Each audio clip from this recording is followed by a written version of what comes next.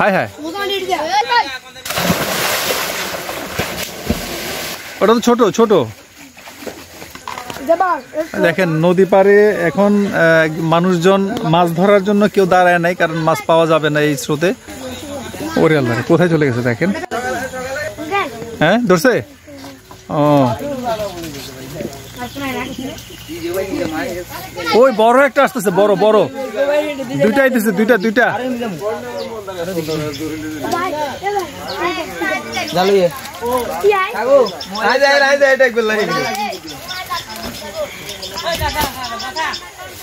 এপাশে রামগড় এবং ওপাশে সাবরুম। দেখেন বাড়িঘরের কি পরিস্থিতি। আজকে যদি এভাবে ভারী বৃষ্টিপাত হয় এবং এভাবে নদীতে পানি বেড়ে যায়, সেক্ষেত্রে ঠিক দুই দেশের দুই প্রান্তে সড়ক এবং বাড়িঘরেও পানি ওঠার সম্ভাবনা বেশি। প্রিয় দর্শক, আসসালামু আলাইকুম। এই মুহূর্তে আজকে এই ঝড় বৃষ্টির সময়ে আমি রয়েছি বাংলাদেশ ভারত সীমান্তে রামগড় উপজেলায়। নদী পুরোটাই ভরাট হয়ে এখন পানি উঠে গেছে সীমান্তে, একেবারে সীমান্তে যে বাড়িঘরগুলো আছে, এই যে দেখছেন এপাশে বাড়িঘর দেখা যাচ্ছে, আমার এই যে পিছনেও দেখছেন এই যে বাড়িঘর। এই যে দেখেন পানি কিন্তু একেবারেই মানে ছুঁই ছুঁই। সীমান্তের পাশে যে বাড়িঘরগুলো রয়েছে রামগড়ে, সেগুলোর কাছাকাছি চলে আসছে। এই যে দেখেন এখানে বাড়িঘর দেখা যাচ্ছে, এই বাড়িঘরের পাশে কিন্তু পানি চলে আসছে। এবং সবচেয়ে বড় বিষয় হলো ভরা মৌসুমেও এরকম পানি হয় না। এর আগে আপনার মাত্র তো বর্ষা শুরু হলো, কিন্তু এবারের যে ভারী বর্ষণ, টানা ভারী বৃষ্টিপাত হচ্ছে গত কয়েকদিন যাবৎ। এবং দেখেন আমি একটু এপাশের ক্যামেরায় যদি আপনাদেরকে দেখাই, এই যে দেখেন পানি কোথায় আসছে। এই দেখেন অলরেডি গাছপালা যে লাগানো ছিল, পেঁপে গাছ সহ বিভিন্ন গাছপালা আছে বাড়িঘরের পাশে, দেখেন তার কাছাকাছি কিন্তু পানি চলে আসছে। আমার মনে হয় এভাবে যদি আজকে 24 ঘন্টা ভারী বর্ষণ চলতে থাকে এবং ফেনী নদীর পানি এভাবে বাড়তে থাকে, সেই ক্ষেত্রে সম্ভবত শুধুমাত্র বাংলাদেশের এই সীমান্তে না, ভারতের ওপারে যে আমরা সাবরুম দেখতে পাচ্ছি, এই যে এখানে যে বাড়িঘরগুলো, তারাও কিন্তু বিপদসীমার খুব কাছাকাছি রয়েছে। পানি কিন্তু আমাদের এই পাশের মতো ওপাশেও পানি ছুঁই ছুঁই। দেখেন এই পাশে যে কিছু বাড়িঘর দেখা যাচ্ছে, সীমান্ত সড়ক যে কাঁটাতারের বেড়া, সেগুলোর কাছাকাছি পানি চলে আসছে। এবং পানির সবচেয়ে বড় যে বিষয়টা, পানির যে স্রোত, এটা ভয়াবহ আকার ধারণ করেছে।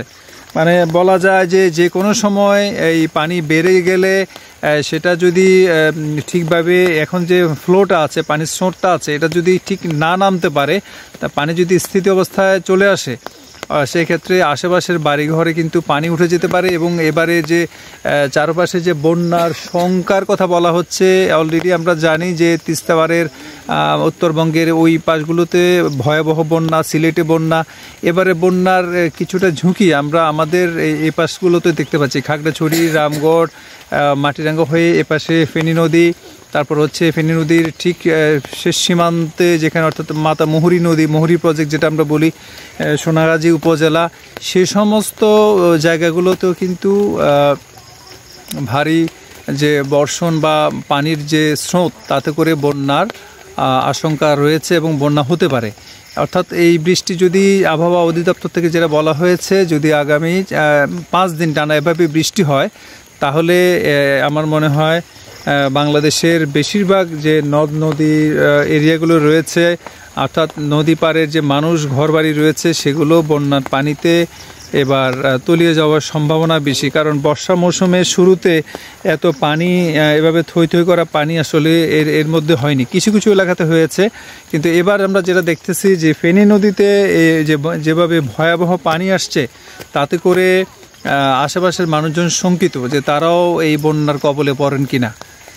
এখানে রামগড়ের কিছু লোকজন আছে। আপনার কি মনে হয় এবার ফেনী নদীতে যে পরিমাণ পানি বাড়ছে, আপনি কি বন্যা টন্যা হয়ে যেতে পারে কিনা?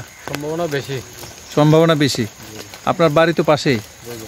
আচ্ছা, তোমারও তো মনে হয় এই পাশে বাড়ি না? জি, আমার বাসায় যে সামনে। পানি কি কাছাকাছি, ঘরের কাছাকাছি? পানি একদম ভরাট হয়ে গেছে, মানে রাস্তা ডুবে গেছে।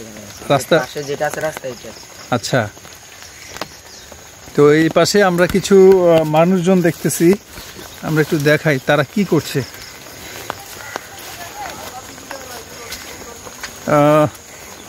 দর্শক দেখতেছেন আমরা বাংলাদেশ সীমান্তে এপাশে দেখেন পানি কত উপরে চলে আসছে। এই যে মানুষজন অলরেডি নেমে গেছে। দাদা, পানির অবস্থা তো ভয়াবহ, তো কি মনে হয় এবার কি উপরের দিকে উঠতে পারে? হ্যাঁ হ্যাঁ, ও তো পানিতে দাঁড়ায় আছে। এই গাছগুলো তো এখানে এটা উঁচা জায়গা ছিল না? হ্যাঁ, না না না, এই যে ইয়েগুলা পেঁপে গাছগুলা, হ্যাঁ উঁচা জায়গা ছিল, এগুলো তো অলরেডি পানি নিচে চলে গেছে। এই যে দেখেন দর্শক এখানে কি অবস্থা। দিদির ঘর কোনটা? পানির সবচেয়ে বড় ব্যাপার হলো পানির যে স্রোত, হ্যাঁ কি স্পিডে পানিটা যাচ্ছে।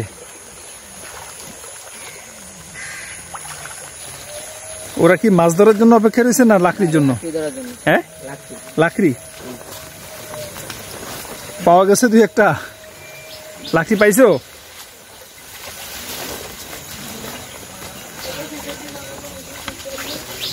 এখানে যাদেরকে দেখতেছেন আসলে মাছের কোনো নামগন্ধ নাই, ওরা দাঁড়াইছে এখানে লাকড়ি ধরার জন্য। দেখেন কি করতেছে, একটা বড় তুলা গাছে রশি দিয়ে আটকায় রাখছে। এই দেখেন,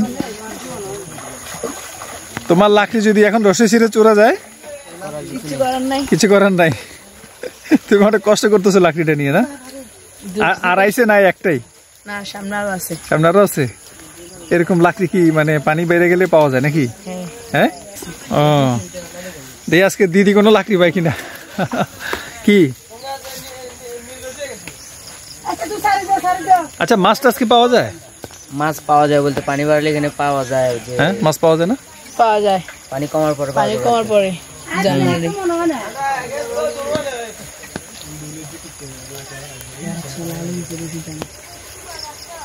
পানি কমলে আসবে না, দেখছি। এই যে দেখেন পানি একেবারে যে রোডের কাছাকাছি চলে আসছে।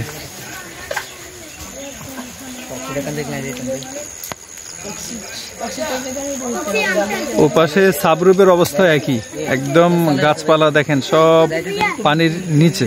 আর মনে হয় আজকে যদি এভাবে বৃষ্টিপাত হয় এবং নদীতে পানি আসে, তাহলে সীমান্ত সড়ক যেটা ও পাশে ইন্ডিয়ার আপনার সাবরুমের যে রাস্তাঘাট, এগুলো তো কিন্তু পানি উঠে যাবে। পানির স্রোতটা খেয়াল করেন, কি পরিমাণ স্পিডে পানিটা যায়। আমি একটু জুম করে দেখাই। এই দেখেন খুব ভয়াবহ অবস্থা, পানির যে স্রোত, ভয়াবহ স্রোত।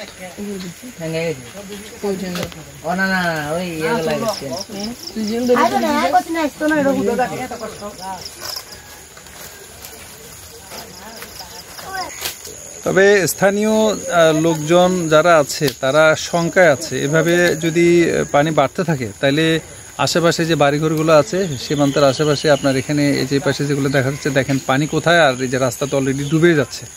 এই যে গাছপালাগুলো এগুলো কিন্তু উঁচা জায়গার মধ্যে ছিল, এখন যেগুলো পানির নিচে তলায় গেছে দেখেন। আর মনে হয় 2-1 দিন যদি এভাবে টানা বৃষ্টি চলে এবং নদীতে পানি বাড়ে, সেক্ষেত্রে ধারণা করা যায় যে মোটামুটিভাবে এবারে যে মানে ফেনী নদীর পুরোটা যে প্রবাহমান ফেনী নদী, এবার এই ফেনী নদীর আশেপাশে যে বাড়িঘরগুলো আছে সেটা খাগড়াছড়ি থেকে ওপাশ থেকে শুরু হয়ে যত দূর নদী গেছে, এদিক দিয়ে আমি এখন আছি রামগড়ে, এবং উল্টা পাশে রয়েছে আপনার ঠিক ভারতের পাশে ত্রিপুরার সাবরুম। মোটামুটিভাবে বলা যায় যে দুপাশে বাড়িঘরে পানি উঠে যাবে এবং এভাবে চলতে থাকলে বন্যার ভয়াবহ পরিস্থিতি তৈরি হতে পারে। ওকে লাকড়ি পাইছে? কই? ও ওটা ধরার জন্য সে দেখেন আমি তো ওরে নিজে নিয়ে যাচ্ছে, দেখেন ও লাকড়ি ধরার জন্য গেছে, এখন ওই চলে যাচ্ছে, আল্লাহ জানে ওকে শেষ পর্যন্ত ওই চলে যাবে ওইদিকে। দেখেন হায় হায়, হ্যাঁ পাইবো কেমনে? ও তো না না না না চলে গেছে, হ্যাঁ চলে গেছে। দর্শক দেখেন ও লাকড়ি ধরার জন্য গেছে, এখন নিজেই কিন্তু স্রোতের সাথে তাল মিলাতে পারতেছে না। ধরছে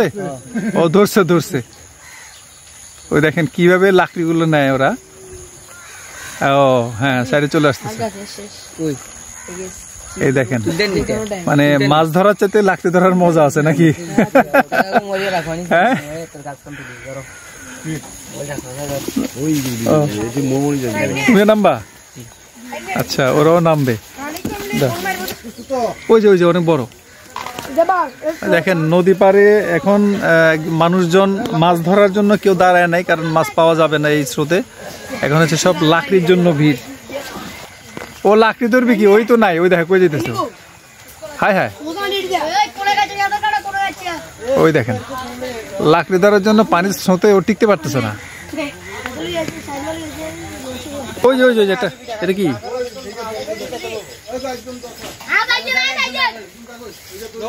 নামবি? ওই দেখেন 2 লাকড়ি ধরার লোক। ওটা তো ছোট হ্যাঁ, টুকরা তো, এটা একটা টুকরা। ওই দেখেন একটা লাকড়ি আনার জন্য কিভাবে যাচ্ছে। ও ওরে বাবারে, অনেক মোটা একটা। হ্যাঁ,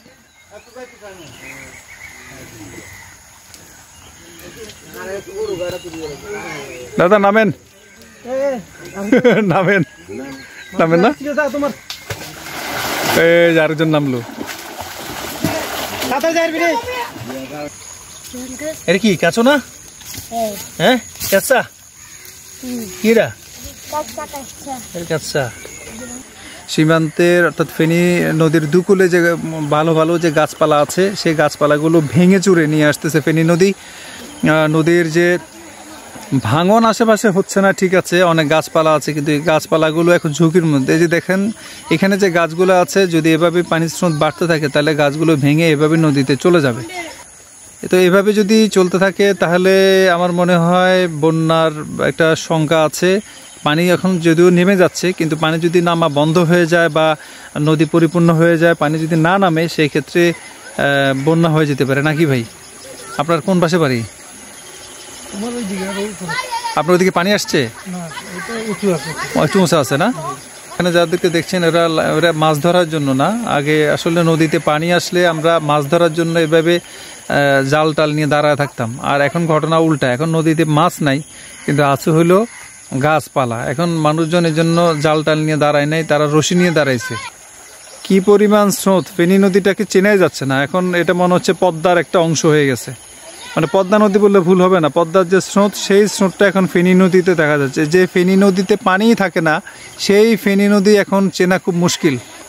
এখন যদি এই দৃশ্য, মানে যে এখন আমি ক্যামেরায় ধারণ করে যদি বলি যে এটা পদ্মার ঢেউ, তাহলে মনে হয় অবিশ্বাস্য হবে না। আপনি দেখেন এটা ফেনী নদী কোনোভাবেই বিশ্বাসযোগ্য না। চিরচেনা যে ফেনী নদী, সেই ফেনী নদী এখন মনে হচ্ছে যে পদ্মা নদী।